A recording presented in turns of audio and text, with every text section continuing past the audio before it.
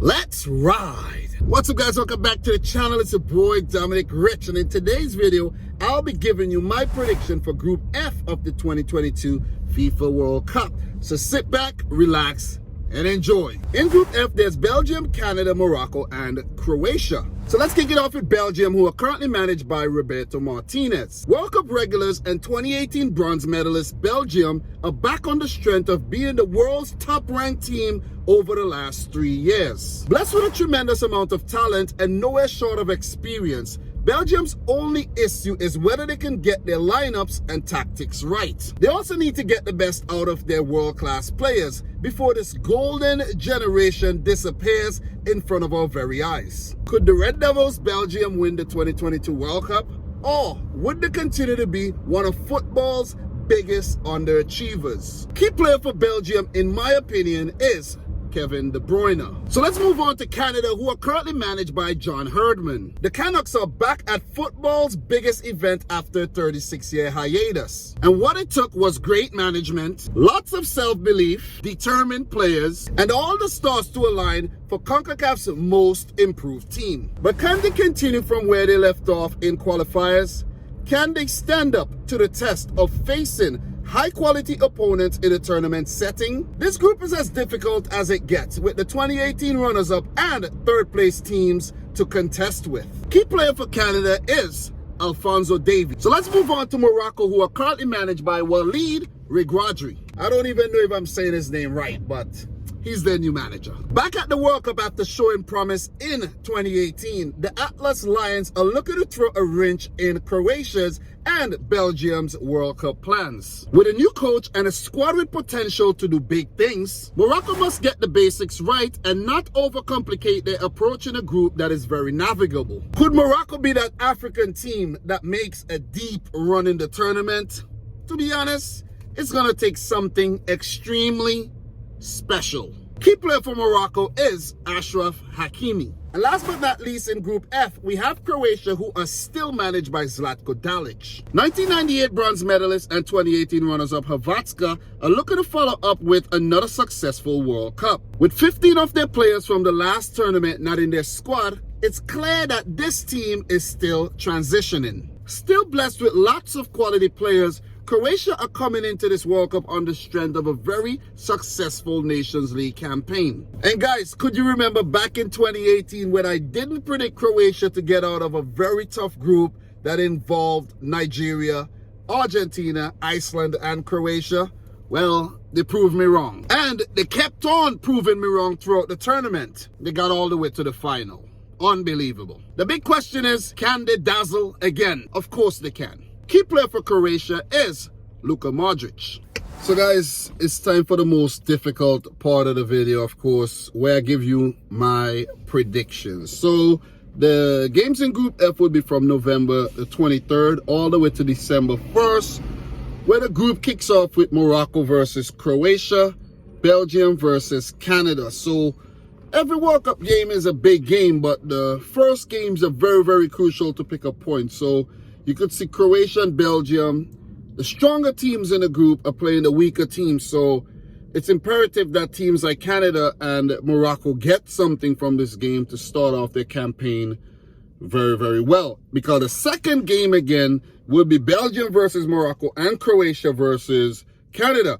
So if things are very predictable in the group, after match day 2, the group would have been decided, basically. And the last game between Canada and Morocco would be a dead rubber. And the game between Belgium and Croatia would see who ends up topping the group. So my prediction for Group F is a lot simpler than the others. Because coming in fourth, I'm going to go with Morocco. And simply because I'm just not too convinced with the Moroccan side. They do show some promise. The guys like Achraf Hakimi, you know, Ziyech coming in the team, he do have a little bit of magic in him. But overall, the team, I just think they're just lacking that oomph that's necessary to take them into the round of 16, where Morocco haven't ventured in since 1986. Because every World Cup that they qualify for since, they've got knocked out in the group stage. So I'm not too crazy over Morocco right about now. And I know the Moroccan fans might be like, hey, Dom, you don't know what you're talking about, blah, blah, blah, blah, blah. But I just don't see Morocco picking up many points in this group, because the first game against Croatia, I think they do have a chance if we see a Croatia team that's not really ready and they being, found out or get caught off guard. But otherwise, if it's business as usual for Croatia, I could see them winning that game. And the same for Belgium, versus Canada. That's another game that's very, one-sided on paper. So it's up to teams like Morocco and Canada to say, hey, man, we're not here to be passengers in the group. We're here to compete, and we are going to make you work for your points here. You see what I mean? So I'm going to go for Morocco to come in fourth, and for them to pick up a maximum of 3 points the most if they are to get points in the group. Coming in third, I'm afraid I'm going to have to go for Canada. I like this Canadian team. They did really, really well during the CONCACAF qualifiers. They were impressive. But towards the end, the form fell away a bit. But I don't think that's a fair assessment of the Canadian team at whole, because, look, not many people probably predicted Canada to qualify for the World Cup, but I did. I'm going to just say this right now. I did. And one thing they got going for them is great leadership. John Herdman is a great leader of men. He was actually a women's coach. So if you could manage women, think about what you could do with men. You see what I'm saying? So I think John Herdman is definitely responsible for the success of this Canadian team, because he's the one that selects the team. He's the one that put the tactics together, and he calls the shots. So you got to give Herdman a lot of credit. But this team is talented. This Canadian team, very, very talented. You go from Jonathan David, Alphonso Davies, Kyle Larin, Tajan Buchanan, Steven Estacio. These guys are young, they're brave, and they're really, really good. I think I could be wrong. Canada might actually pull a few upsets in this group and go into the round of 16 and beyond maybe. But this is just how I feel. They do have some experienced guys in the team, right? The defense is solid. They have Boyan in goal. But they have to be clinical. They have to take the chances when they play Belgium, when they play Croatia. And they have to make a statement by beating Morocco to give themselves a chance. Let's say for Canada, they need something. They need something against Belgium or Croatia so that the last game they go into against Morocco, if they win it, they could actually go into the round of 16. But they have to get something against the more quality teams. That's Belgium and Croatia. And I don't think they are going to get that. So I think they'll put up a good showing, but they might get picked apart, man. You know what I'm saying? So I'm going to go for Canada to come in third. I'm sad to say I'm really excited about the team. I like the players and all. I think, the future is very bright. They are co-hosts of the 2026 World Cup as well. So we will see them at the next World Cup.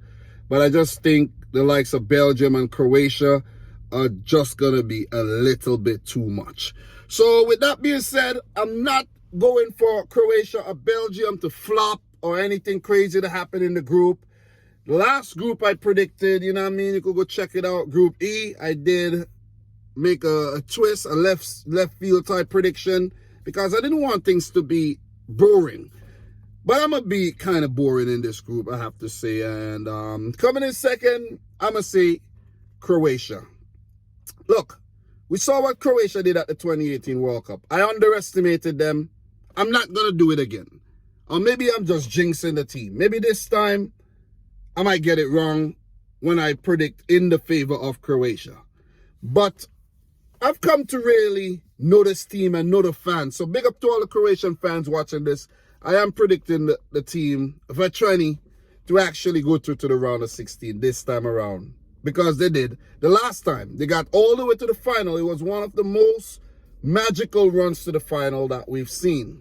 Nobody expected a small nation like Croatia to do so well at the World Cup and compete like they did with so much heart, so much fight, so much spirit. Could they make another deep run? It all depends. But the Croatian squad, it dropped.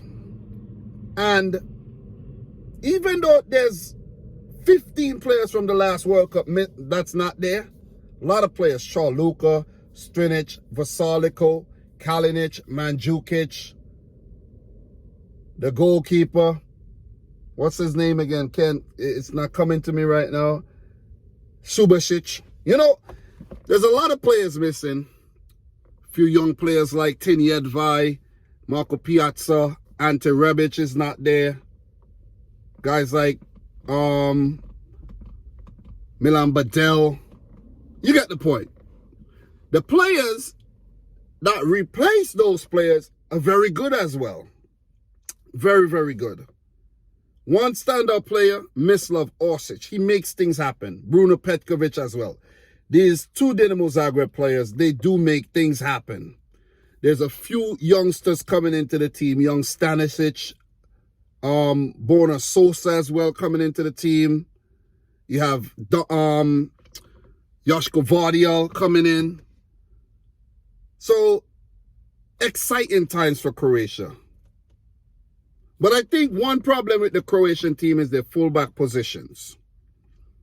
Borna Barisic, I think is Juranovic as well, over on the other side. I think that's where their problem is, and they have to decide who they're going to put in goal, whether it's Dominic Livakovic or Ivo Grbic.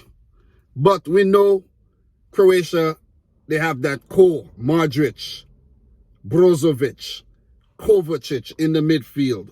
They have attackers like Kramaric they could use. He has to be more clinical. I mentioned Orsic and Petkovic, amongst others. So I think Croatia will come in second. I think they'll do well. So let's give it up for Hrvatska. I hope I'm right. Then, topping the group, barring any catastrophes, any meltdowns, any capitulation, I'm going to go for Belgium. The squad dropped today, and a lot of the players from 2018 are back. A few players missing out, like Divock Origi and Dedrick Boyata, and guys like Jason Denayer, I think, was there. He's not there. A few players miss out, but not a lot. You have a lot of experience, a lot of world-class players in this team. Jan Vertonghen, you have Toby Alderweireld coming back. You have Thibaut Courtois in goal, just received the best goalkeeper award. There's, of course, Eden Hazard, Kevin De Bruyne, his brother Togan Hazard, Romelu Lukaku, Dries Mertens, Yannick Carrasco, Yuri Tillemans, Leandro Trossard, Charles de Ketelaere, Hans Vanaken. This team is stacked up. It's stacked up. I can't see them. I just can't see them not topping the group. Because I'm not just talking about good players. I'm talking about world class. We know how good Eden Hazard could be, but he has not been that good since his move to Real Madrid. But for Belgium, he could say what's up. Let's say you have Hazard, Lukaku, and Kevin De Bruyne playing at their best, all fit. Other teams are going to have a problem. I'm just putting it out. Other teams will have a problem. And they have so many other players that could step up and get the job done. Guys like Amadou Onana in the midfield. Timothy Castagne, Thomas Meunier with his experience. Am I forgetting any names? Jeremy Doku with his explosiveness. And there's a few other players. I think Openda got the nod. This Belgian team, one to watch.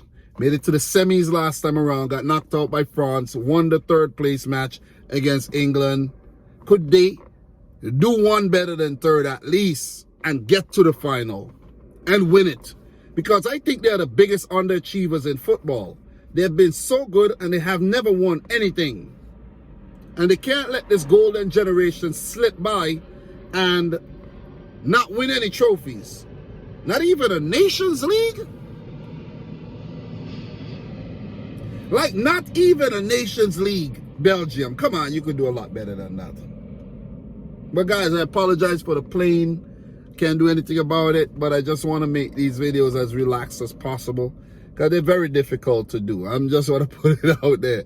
I don't have a lot of time. I got to go drop my wife to work, and I just figured I'll make this happen. Group F, these are my predictions.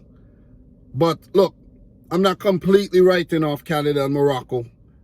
Let's see if they could actually cause an upset in this group, make things more entertaining, more exciting, knock out some of the big guns. As I mentioned in a previous video, big teams are going to get dismissed early.